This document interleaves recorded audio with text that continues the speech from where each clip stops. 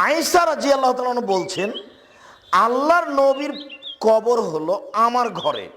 তো আমি এখন ওই ঘরে ঢুকি, মাথায় কাপড় দিনে অত হিসাব করি না, কেন এটা আমার স্বামীর কবর। কয়দিন পরে কবর হলো ওখানে আমার বাপের, তখন আমি মাথায় কাপড় দিনে এমনিতেই ঢুকি, কেন এটা আমার স্বামীর কবর, এটা আমার বাপের কবর। কয়দিন পরে ওখানে কবর হলো উমারের, তখন আমি লজ্জা করি, না না না না, এখানে একজন বেগানা পুরুষ আছে, বড় শক্তিশালী মেজাজি মানুষ। আমার বড় লজ্জা হয় ওমরকে। আমি সেদিন থেকে ওখানে মাথায় কাপড় ছাড়া একদিনও ঢুকিনি। আয়েশা মরা মানুষকে লজ্জা করেন, মাথায় কাপড়ে তো ঢোকেন, আর আপনি মহিলা মানুষ, আপনার শরম হয় না?